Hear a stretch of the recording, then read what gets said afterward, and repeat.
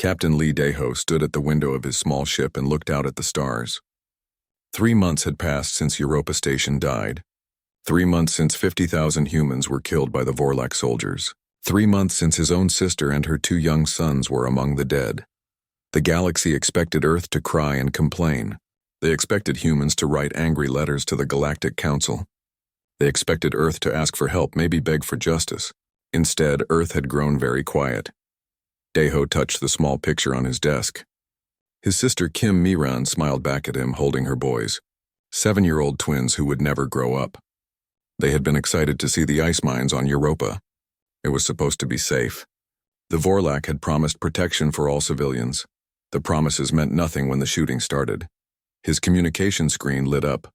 A message from Earth Command, coded and brief. Daho read it twice, then deleted it. He walked to his ship's engine room where 3 crew members waited. They were not really crew members. They were soldiers like him. Orders came through, Daho said. We move to position 7 tomorrow. Engineer Han Su-bin nodded. She was young, maybe 25, but her eyes looked much older. She had lost friends on Europa too. The watch systems are ready, Captain. No one will see us coming or going. Good. Daho looked at the other 2. Communications Officer Park Jun-woo. Are the channels still clear? Yes, sir. We can talk to any human ship in this sector without the aliens knowing. And you, Medical Officer Shin Hae-won? The older woman smiled, but it was not a happy smile. I have been studying Vorlak biology for months, Captain. Very interesting creatures. Very specific weaknesses. Daho nodded. His ship looked like a simple patrol vessel. Old and weak. The kind of ship humans use for boring jobs like checking cargo and fixing broken satellites. The Galactic Council saw thousands of these human ships everywhere in space. They never looked twice, that was the point. Far away on Earth, Dr. Park So-jin sat in an empty laboratory. She stared at data screens full of alien biology reports, Vorlak DNA structures, Xanthari nervous system maps, Kefri muscle tissue analysis. 20 years of careful study, 20 years of questions that seemed innocent. How does your species handle different gravity? She had asked Vorlak scientists at conferences. What foods make your people sick? She had wondered to Xanthari diplomats at dinner parties. How do your soldiers communicate during battle? She had chatted with Kefri military attachés, always polite, always friendly, always seemingly harmless. Dr. Park So-jin was known across the galaxy as Earth's nicest xenobiologist. Everyone trusted her. Now she used that trust to plan their destruction. Her hands shook as she worked. Not from fear, from rage. Her husband Jin-ho had died on Europa Station, trying to protect their twin daughters. 8-year-old Ye-rin and Yu-jin had hidden in a storage room for 6 hours before the Vorlak found them. The security recordings showed everything. She wiped her eyes and kept working. Crying could come later. Right now, she had a job to finish.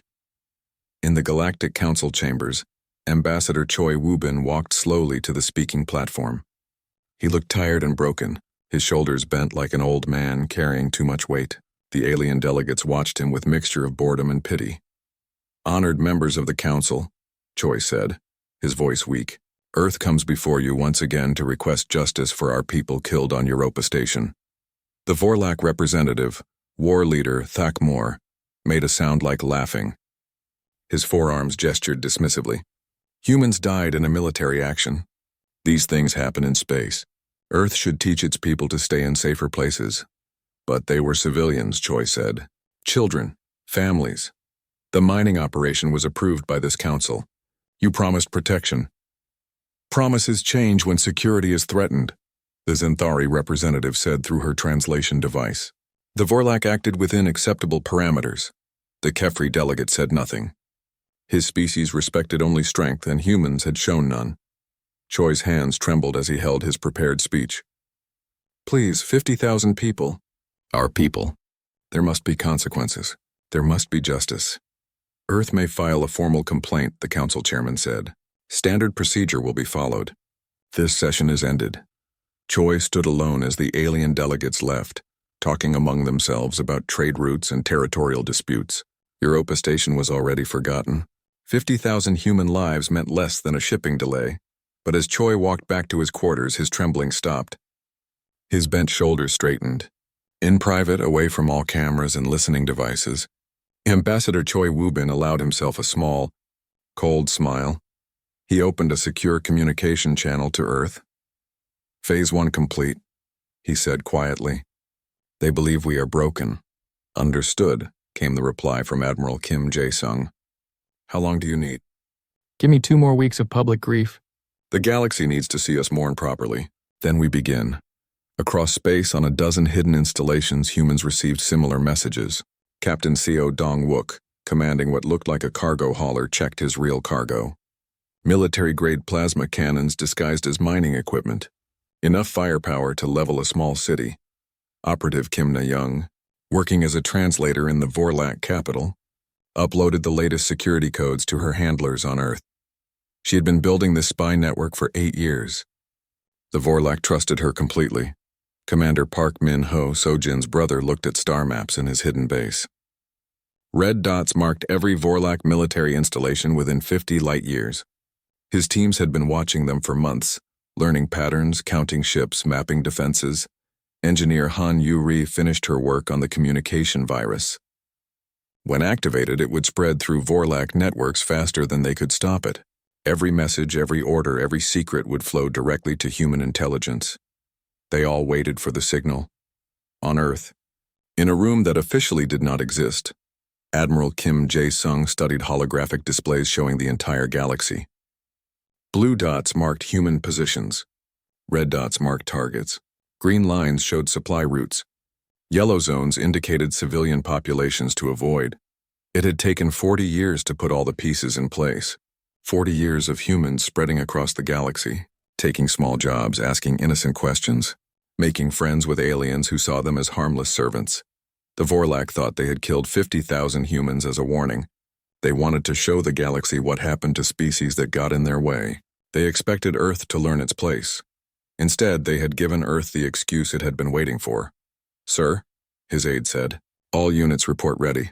We can begin whenever you give the word. Admiral Kim Jae-sung looked at the picture on his desk. His daughter had been a teacher on Europa Station. She had volunteered to help alien children learn human languages. She believed in peace between species and friendship and understanding. They had shot her while she was reading stories to a class of young Vorlak children. Not yet, the Admiral said. Let them celebrate a little longer. Let them think they won. Let the galaxy see how civilized and peaceful Earth's response has been. He touched his daughter's picture. When we move, I want it to be perfect. In space, Captain Lee Dae-ho's ship drifted silently toward its assigned position. To any watching aliens, it looked like another routine patrol. Just humans doing their quiet jobs, keeping space clean and safe. The captain looked at his sister's picture one more time, then put it away. Tomorrow, his ship would be in position. In 2 weeks, when the Admiral gave the signal, the galaxy would learn what happened when you made humans mourn. But tonight, Earth grieved quietly, just as expected. 2 weeks after Ambassador Choi's broken speech to the Galactic Council, Commander Park Min-ho floated in the darkness between stars. His stealth ship hung invisible in space, watching the largest Vorlak military base in this sector. For 6 hours, he had counted every ship that came and went, every patrol route, every moment when the defenses were weakest. Contact approaching from Grid 7, reported his sensor operator, Lieutenant Yoon Da-bin. It's one of ours. The approaching ship looked like a simple freight hauler, old, slow, and harmless. The kind of vessel that carried food and supplies to mining stations. But Min-ho knew better. Inside that cargo hold were enough explosives to crack a small moon. This is Captain Kim Bo-ra, came the coded transmission. Delivery scheduled for next Tuesday. That was the signal.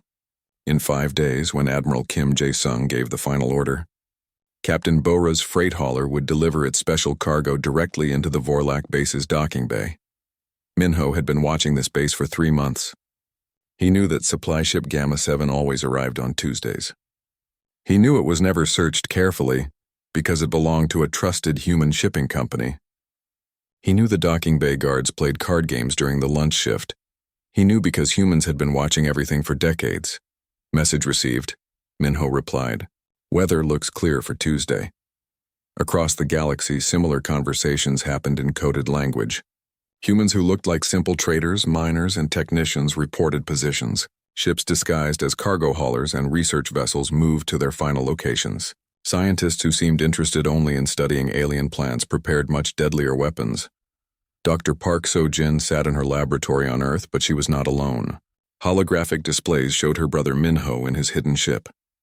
They showed dozens of other human agents scattered across Vorlac space. All of them waiting. All of them ready. The biological weapon is complete, she reported to the secure network. It will affect only Vorlac nervous systems. Temporary paralysis lasting 12 hours. No permanent damage, no deaths. Confirmed, replied Admiral Kim Jae-sung from his command center. All weapons are non-lethal? All weapons, said Sojin firmly. We are not murderers. We are not like them. She had wanted to create something that would kill every Vorlac in the galaxy. Her husband and daughters deserved that kind of revenge. But humans were better than that. They would prove it by winning without becoming monsters. The biological weapon would spread through Vorlac air systems, making their soldiers too weak to fight for half a day. Long enough for human forces to capture their bases without killing anyone. The galaxy would see the difference between Vorlac brutality and human mercy. Engineer Han Yuri worked at her station inside what looked like a communication relay satellite. To the Vorlac, it was just another piece of human technology, keeping space communications running smoothly. They had no idea it was actually a military command post disguised as civilian equipment. Upload complete, she reported. The virus is in their primary network. When we activate it, every Vorlac computer system in 3 sectors will be under our control. Can they trace it back to us? Asked her commander. They will think it came from the Kefri, Yuri smiled. I planted evidence pointing to their old enemies. Even if the Vorlac survive this, they will blame the wrong species. It had taken 2 years to build the perfect computer virus. Yuri had volunteered to help upgrade Vorlac communication systems, working directly with their best programmers. They thought she was just a helpful human engineer. They never realized she was memorizing every security code, every network pathway, every weakness in their digital defenses. When the virus activated, it would not just steal information. It would make Vorlac computers lie to their own operators. Radar systems would show false targets. Navigation computers would give wrong directions. Communication networks would deliver fake orders. The Vorlac would lose the battle before they realized they were fighting. Captain Seo, Dongwook floated his cargo hauler through the outer edges of the Vorlac home system. His ship's identification showed it as carrying farming equipment to a human agricultural colony. The Vorlac guards had barely looked at his papers. They could not see inside his cargo hold, where 30 of Earth's deadliest fighters waited in powered armor. Each one was a veteran of human colonial wars, trained for zero-gravity combat and urban warfare. Each one had lost someone on Europa Station. Target confirmed, Dongwook reported quietly. The Vorlac Military Command Center. Guards change shifts every 6 hours. Weakest point is the maintenance airlock on level 7. Copy that, replied Colonel Zhang Haijin from another disguised ship. My Marines are in position at the secondary target. We'll hit the communication center at the same time. Across the Vorlac home system, a dozen civilian human ships drifted in normal traffic patterns.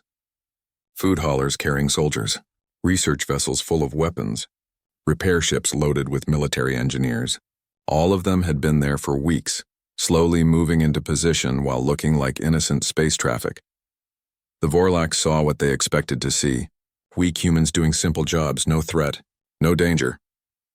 Operative Kim Na-young walked through the halls of the Vorlac High Command building. She carried a tray of coffee for the alien officers, playing her role as a humble human servant. The Vorlac barely noticed her. To them, humans were furniture that moved and spoke. She had been working here for 3 years. In that time, she had placed tiny listening devices in every important room. She had copied security codes from unguarded terminals. She had mapped every corridor, every vent, every emergency exit. Tonight, she would help human soldiers move through this building like they had built it themselves. The morning briefing is at 8 hours, she transmitted through her hidden communicator. War Leader Thakmor will be there with all his staff. Perfect timing. Na-young remembered the day she had volunteered for this assignment. Her son had just graduated from Earth Space Academy. He was going to be a pilot, exploring new worlds and making friends with alien species. He believed in peace and cooperation between different peoples. The Vorlac had killed him on Europa Station. shot him down while he tried to evacuate civilian families. Now Nayung served coffee to his murderers and smiled while they joked about weak, pathetic humans. Soon she would help capture every one of them. But she would still serve them coffee afterward. Because humans were civilized, Fleet Admiral Lee Sun-woo stood on the bridge of the Eternal Vigil, humanity's first true warship. For 20 years it had been hidden in the outer darkness beyond Earth's solar system. The galaxy thought humans only had simple patrol boats and cargo haulers. They were wrong. The Eternal Vigil was 3 kilometers long and carried enough firepower to destroy a small fleet. Its armor could survive direct hits from Kefri heavy weapons. Its engines could outrun anything the Zenthari had ever built. And it was not alone. "Fleet status report," Sun-woo ordered. "All ships ready, Admiral," replied his operations officer. 67 heavy cruisers, 200 destroyers, 432 fighters. All crews at battle stations. Stealth systems? Active and holding. The enemy still cannot detect us. Admiral Sun-woo looked at the holographic display showing Vorlak space. Red dots marked enemy military bases. Blue dots showed human strike teams already in position. In 18 hours, when Earth's morning came, Admiral Kim Jae-sung would give the order. Then the galaxy would see humanity's true face. Message from Earth Command. The communications officer reported. "Final authorization code received. We are cleared to begin Phase 2 in 18 hours. Sun-woo nodded. Phase 1 had been perfect. The galaxy thought humans were mourning quietly, asking politely for justice that would never come. They saw broken ambassadors making sad speeches. They saw cargo ships and research vessels doing boring civilian work. They did not see the military fleet hiding in deep space. They did not see the spy networks built over decades. They did not see the weapons disguised as farming equipment, or the soldiers pretending to be merchants. Phase 2 would open their eyes. Dr. Shin Baram worked in what looked like a medical research station near the Vorlak border. Her official job was studying space diseases that affected both humans and aliens. Her real job was much more interesting. Psychological profile analysis complete, she reported to Earth Command. The Vorlak leadership structure will collapse within 6 hours once we remove the top command level. They cannot function without clear authority chains. Boram had spent 5 years studying how Vorlak society worked. She understood their military ranks, their cultural fears, their decision-making processes. When human forces captured their leaders, the remaining Vorlak officers would not know what to do. They would surrender rather than take responsibility for making hard choices. "What about civilian panic?" asked Admiral Kim Jae-sung. "Minimal," Boram replied. "Vorlak civilians trust their military completely. When we broadcast messages from their captured leaders ordering cooperation, the population will comply. It would be the opposite of Europa Station. No dead children. No murdered families. Just a quick, clean military operation that removed the Vorlak threat without becoming a massacre. The galaxy would learn the difference between human justice and alien brutality." At exactly 1200 hours Earth Standard Time, Admiral Kim Jae-sung spoke one word into his communication system. "Execute." Across 47 star systems, humans who had waited decades for this moment began to move. Captain Lee Dae-ho was drinking synthetic coffee when the order came through. He set down his cup calmly and walked to his ship's real control room, hidden behind what looked like a maintenance panel. His fingers danced over controls that would have shocked any alien observer. The small patrol vessel's hull split open like a flower. Weapon systems emerged from hidden compartments. The weak engines were replaced by military-grade drives that could outrun most warships. In 30 seconds, Dae-ho's ship transformed from a harmless patrol boat into a precision strike fighter. "Target locked," reported engineer Han Subin. "The supply depot's main power grid. Fire." The beam was invisible and silent. It struck the Vorlak depot's power plant with surgical precision, shutting down their defense systems without killing a single alien inside. Emergency lighting flickered on as confused Vorlak workers tried to understand what had happened. They would have their answers soon. Enough. Captain Seo Dong-wook's cargo hauler docked with the Vorlak military command station exactly as scheduled. The guards barely looked at his papers. He was just another human delivery pilot bringing farming equipment to the outer colonies. "Cargo bay doors opening," he announced over the station's communication system. "Beginning unload sequence." What emerged from the cargo bay was not farming equipment. 30 human Marines in full combat armor moved through the docking bay like a perfectly coordinated machine. Their weapons fired stun bolts that dropped Vorlak soldiers without permanent harm. Their movements were so fast and precise that most of the station's crew surrendered before they understood. They were under attack. Colonel Zhang Hyejin led her team through the communication center with similar efficiency. Vorlak technicians found themselves tied up and sedated before they could send a single distress signal. Command center secured, she reported. All enemy personnel captured alive. Beginning data extraction. Across Vorlak space, similar scenes played out with clockwork precision. Human cargo ships revealed themselves as military transports.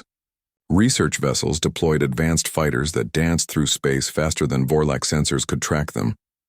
Engineer Han Yuri activated her computer virus from her hidden command post. Within minutes, every Vorlak computer network in 3 sectors began lying to its operators. Radar screens showed phantom fleets that did not exist.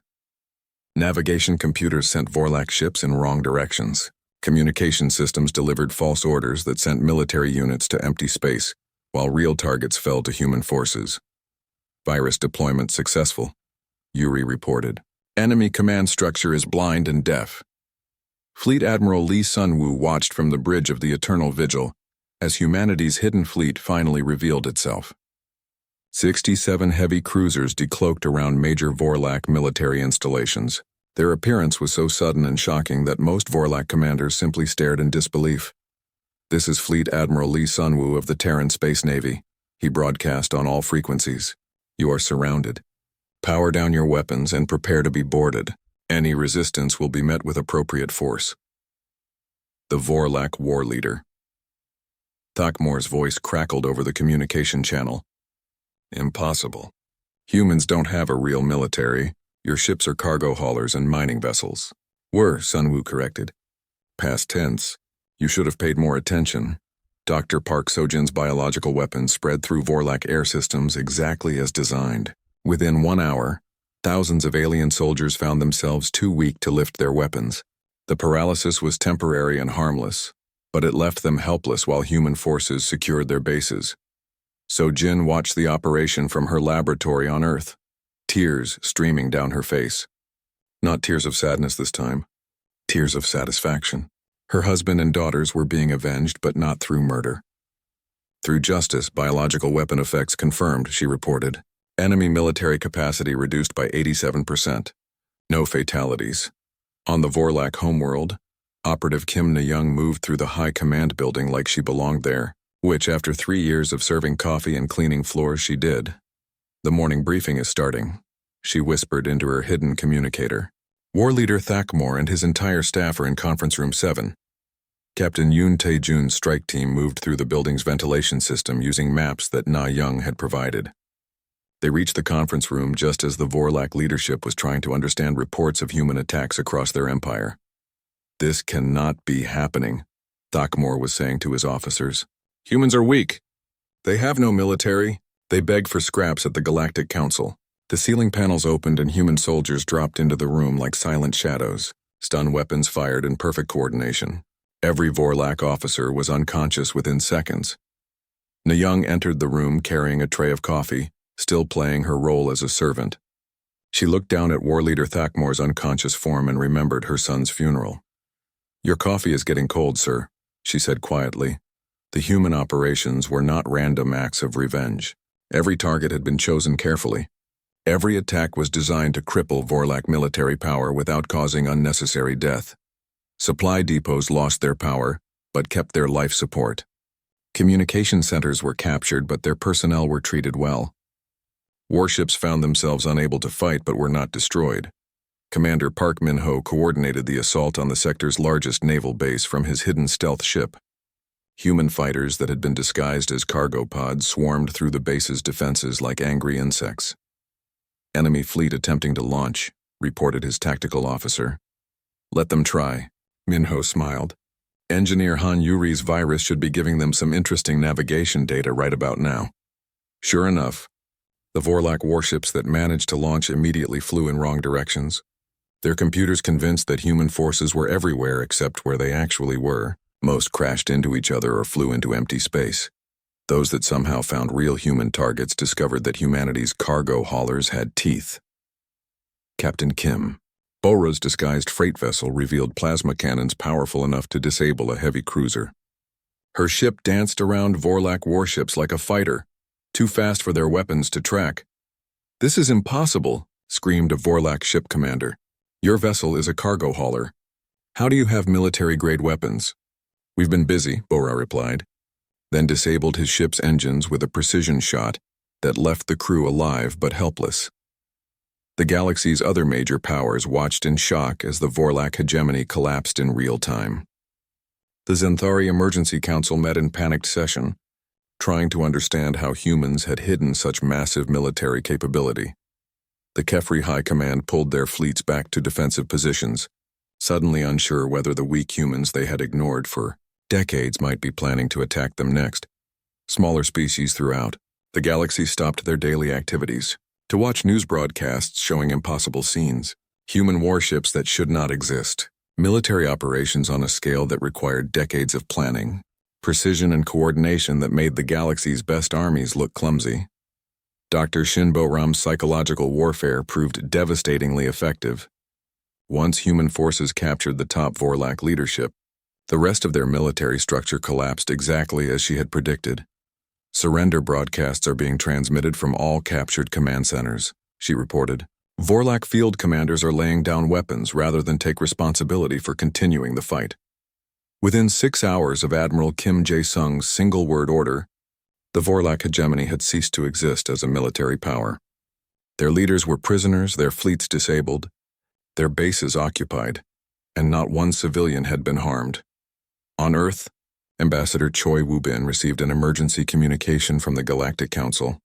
The same aliens who had dismissed humanity's pleas for justice were now demanding explanations. "Ambassador Choi," the council chairman's voice was shaky. "We are receiving reports of military action by human forces. This is highly irregular. Earth never declared war." Choi smiled the same cold smile he had practiced in private for months. "War? Honored Chairman, I'm not sure what you mean. Earth is still mourning our losses on Europa Station. We remain committed to peaceful resolution of all conflicts. But your military, Earth's military?" Choi laughed. "Sir, you have repeatedly told us that humans have no significant military capability. Are you suggesting that our cargo ships and research vessels somehow pose a threat to the mighty Vorlak hegemony?" The silence on the channel stretched for long seconds. "Perhaps," Choi continued. "The Vorlak forces you're hearing about are experiencing some kind of internal problems. These things happen to aggressive species eventually." Captain Lee Dae-ho stood in the captured Vorlak supply depot, watching human medics treat wounded alien soldiers. Every injury was being carefully healed. Every prisoner was being fed and given clean water. His sister had taught her children to be kind even to those who were not kind to them.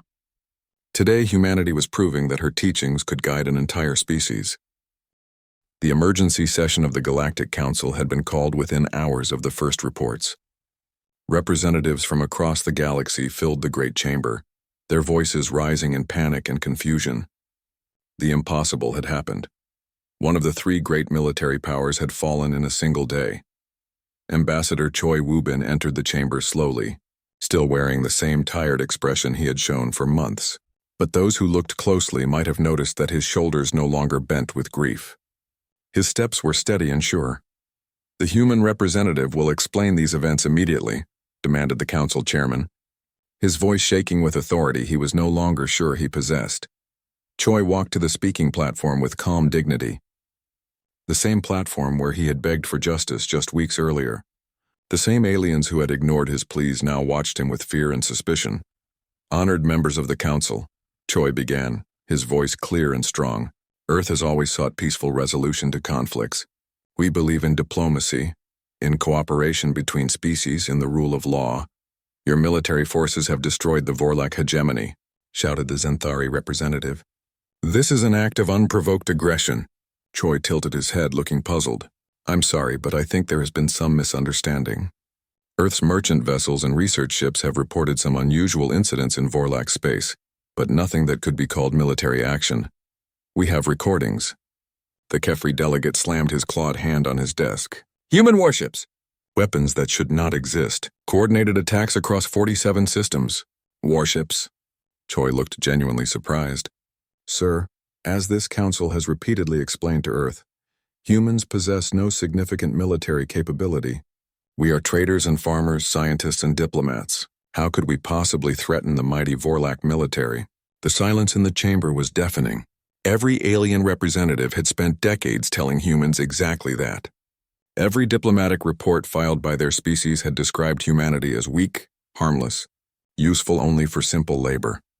The evidence is clear, continued the Zenthari representative, but her voice lacked conviction. Human forces have captured major Vorlak installations. That does seem strange, Choi agreed. Perhaps the Vorlak are experiencing some kind of internal collapse. These aggressive species often destroy themselves eventually. On the main viewing screen, live footage from Vorlak space showed human ships moving freely between captured bases. Ships that looked like civilian cargo haulers but moved with military precision. Ships that should not have existed. General Bae In-soo commanded the siege of the Vorlak homeworld from his flagship, a vessel that had been disguised as a deep space research station for the past 8 years. His forces surrounded the planet in perfect formation, cutting off all escape routes without firing a single shot at civilian targets. Status report, he requested from his operations officer. All military installations on the surface are secure, sir. Government buildings are occupied. Vorlak leadership is in custody. No civilian casualties reported. And the population, confused but cooperative. They're receiving food and medical supplies from our forces. Most seem surprised that we're treating them well. General Bae nodded. The Vorlak people had been taught that other species were inferior. That might made right. That conquest justified any cruelty. They expected their conquerors to behave the same way. Instead, human forces were repairing damaged infrastructure, providing medical care to wounded civilians, and maintaining basic services. Children still went to school, protected by human soldiers who gave them candy and helped with homework. Captain Lim Soo-young's blockade fleet maintained perfect positions around the planet. Not a single ship could leave or enter without her permission, but she allowed humanitarian vessels through without question. Food, medicine, and communication with families on other worlds continued normally. Sir, reported her tactical officer. Civilian transport requesting permission to land. They're carrying medical supplies for a children's hospital. Granted, Soo-young said immediately. Escort them to the surface safely. The galaxy watched in amazement as humanity demonstrated what conquest looked like when carried out by a truly civilized species. Back in the council chambers, negotiator Oh Kyung-min had arrived to present Earth's terms. He was a mild-looking man who had spent 20 years working as a trade mediator for minor shipping disputes. No one had ever seen him as a threat. Earth offers the following resolution to this unfortunate situation, he announced, reading from a simple document. All Vorlak military forces will be disbanded. Their government will be restructured under Terran supervision. War crimes trials will be held for those responsible for civilian massacres. The alien delegates stared at him in shock. These were the terms a major power might demand from a defeated enemy. Not the requests of a species they had considered barely above useful pets. Furthermore, Oh Kyung-min continued calmly, the Galactic Council will establish new protocols for protecting civilian populations. Any military action resulting in non-combatant deaths will be met with immediate intervention by Terran forces. This is madness. The Kefri representative stood, his warrior's pride inflamed. You cannot dictate terms to this council. Humans are weak. You have no authority here. Oh Kyung-min looked at him with polite interest. Would you like to test that assumption? The viewing screen changed to show space around the Kefri homeworld. What had appeared to be empty space suddenly filled with human warships as their cloaking systems deactivated. Hundreds of vessels surrounding the planet in perfect formation. The Kefri delegate sat down slowly, his face pale with shock. As I was saying, Oh Kyung-min resumed pleasantly, Earth proposes new protocols for civilized behavior in space. These are not suggestions. Dr. Kim Soo-jin, formerly Dr. Park So-jin, stood in what had been the Vorlak High Command Center. The same war leader Thakmor who had ordered the Europa Station massacre now sat in restraints, awaiting trial for war crimes. Why? He asked her through the translation device. Why did you not kill us all? Your people died because of my orders. You have the right of revenge. Sujin looked at him with eyes that held both pain and pity. Because we are not you, she said simply. My husband and daughters died because you chose cruelty. I will not dishonor their memory by becoming cruel myself. But this makes no sense. In war, the strong destroy the weak. That is how the galaxy works. Not anymore, Sujin replied. The galaxy works the way humanity says it works now. She turned to leave, then paused at the door. You will receive a fair trial. You will be allowed to defend your actions. You will be treated according to the highest standards of civilized justice. That is the difference between your species and mine. Fleet Admiral Lee Sunwoo received reports from across the former Vorlak territory. Every base secured, every leader captured, every civilian population protected. Not one human soldier had committed an atrocity. Not one act of revenge had been carried out. Sir, his communications officer reported, we're receiving surrender requests from Vorlak commanders in distant systems.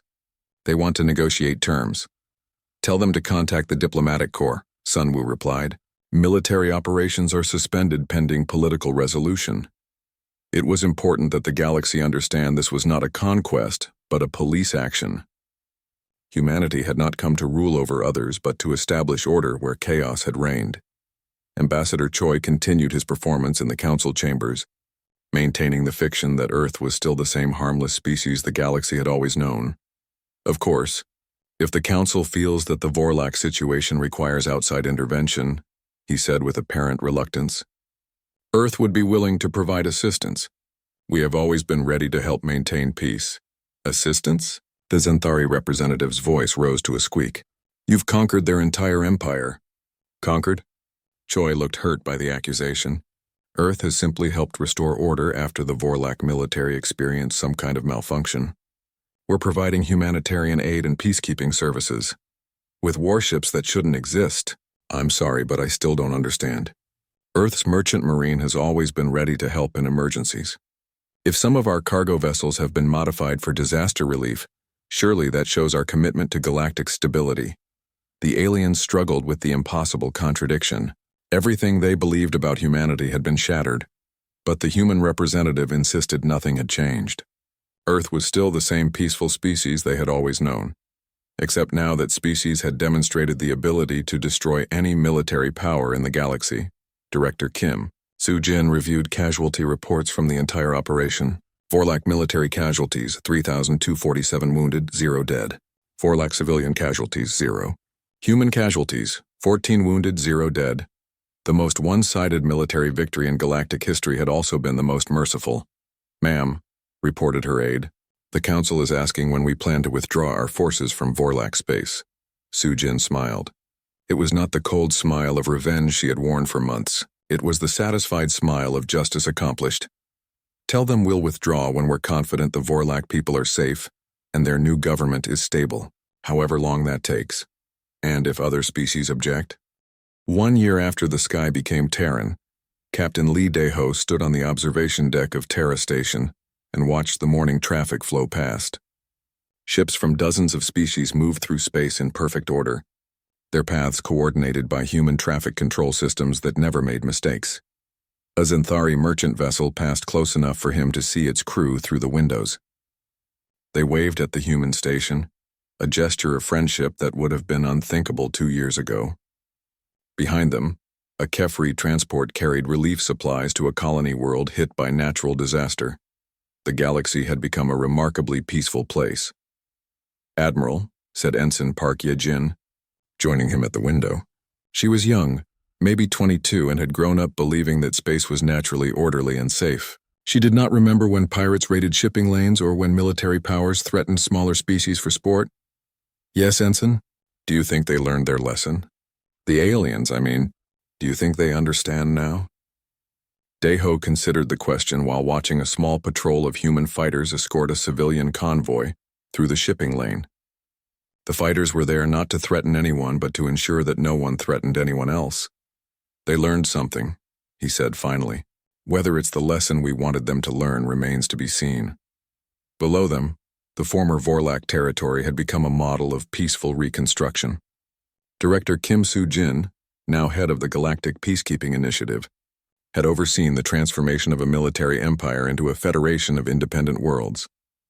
The Vorlak people had been surprised to discover that they liked peace better than war. Their children attended schools that taught cooperation instead of conquest.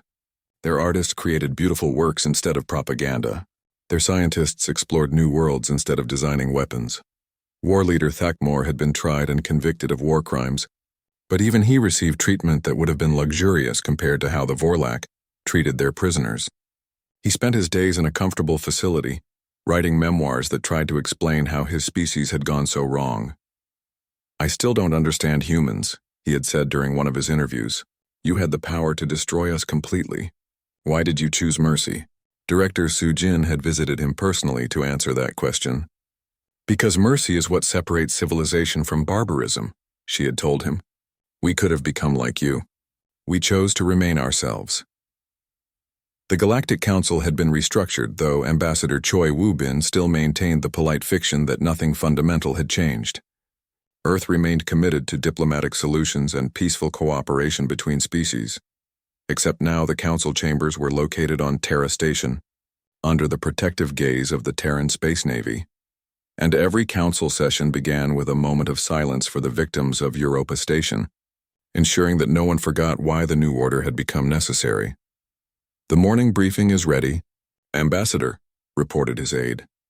Choi nodded and walked to the council chambers, where representatives from across the galaxy waited to discuss trade routes, territorial disputes, and colonial development projects. The same sorts of issues they had always debated, but now the debates ended with actual solutions instead of endless arguments. It was amazing how much more productive discussions became when everyone understood that Terran peacekeepers would enforce whatever decisions were reached. Fleet Admiral Lee Sunwoo commanded humanity's revealed fleet from his flagship, but the Eternal Vigil no longer hid in deep space. It orbited openly near the galactic trade nexus, its massive form a constant reminder that the old rules no longer applied. Other species had tried to build their own superweapons in response to humanity's revelation. The Kefri had started construction on a massive battleship designed to match human capabilities. The Zenthari had attempted to develop new stealth technologies. All of these projects had been quietly shut down by Terran diplomatic pressure. Not through threats, but through simple economic reality. Why spend enormous resources on weapons when human forces already maintained perfect peace throughout the galaxy? "Status report," Sun Woo requested from his bridge crew. "All sectors report normal traffic, sir. 3 minor disputes resolved by local peacekeeping forces. The Rigel colony requests assistance with asteroid mining operations. Approved. Dispatch Engineering Squadron 7 to provide support." It had become routine. Human forces responded to every request for help, solved every problem, prevented every conflict before it could escalate. The galaxy ran more smoothly than it ever had in recorded history. Some species resented the new order.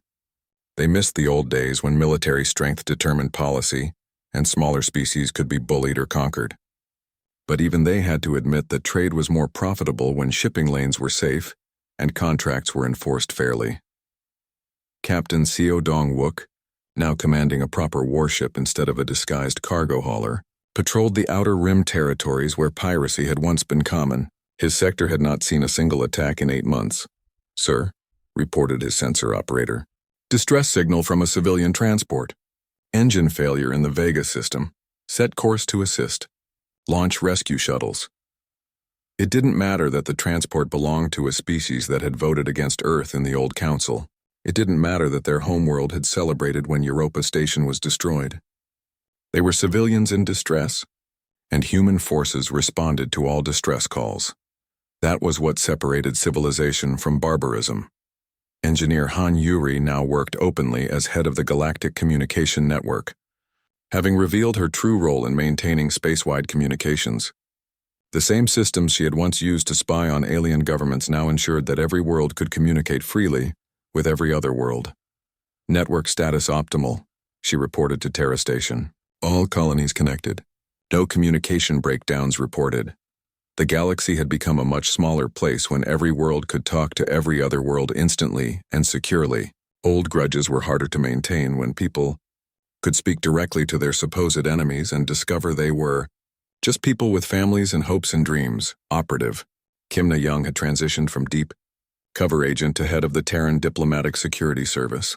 She still served coffee to alien dignitaries, but now they knew exactly who she was and what she could do if they threatened the peace. The HFY delegation is requesting a private meeting, she informed Ambassador Choi. What do they want to discuss? They're asking permission to increase their military budget for defensive purposes, Choi smiled. The same smile he had practiced in private for so long. Tell them we'd be happy to discuss their security concerns. Earth has always been committed to ensuring that all species feel safe. The meeting would be polite and civilized.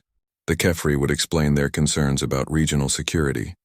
Choi would listen sympathetically and offer alternative solutions. In the end, they would agree that their current defense forces were adequate for their needs. Because the alternative was explaining their plans to Fleet Admiral Sun Woo, and no one wanted to have that conversation.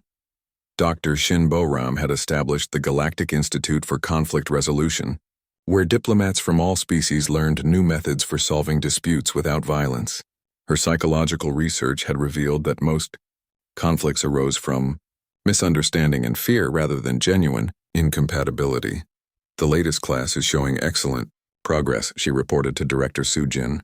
Representatives from 12 species working together on a joint colonization project. No significant disputes in 3 weeks. Any signs of the old thinking patterns? Minimal. The younger generation especially seems to embrace cooperative solutions. They've grown up in a galaxy where peace is normal. That was the real victory, not the military conquest of the Vorlak or the restructuring of galactic politics, but the slow cultural change that made violence seem unnecessary and primitive. Children across the galaxy played games that emphasized cooperation over competition. Schools taught negotiation alongside traditional subjects. A generation was growing up that would find the old ways as strange and barbaric as humans had always found them. Admiral Kim Jae-sung, now Director of Terran Strategic Planning, oversaw the gradual reduction of human military forces as they became less necessary. Bases were converted to research stations. Warships were refitted as exploration vessels. Soldiers retrained as engineers and teachers. Peacekeeping force requirements down another 8% this quarter, his aide reported. Crime rates at historical lows across all sectors. Good. Transfer the surplus personnel to the Colonial Development Corps. The Andromeda expansion will need skilled people. Humanity was expanding into new galaxies, carrying their model of civilization to regions where no intelligent life had yet developed the capacity for war. It would be easier to build peace from the beginning than to impose it on existing conflicts. Captain Kim Bo-ra commanded one of the exploration fleets, her ship no longer disguised as a cargo hauler. She led expeditions to distant star systems where new species might be making their first tentative steps into space. Contact established with the inhabitants of Kepler 442b, she reported. Pre-industrial civilization, showing signs of developing space technology. No evidence of military conflicts among their population.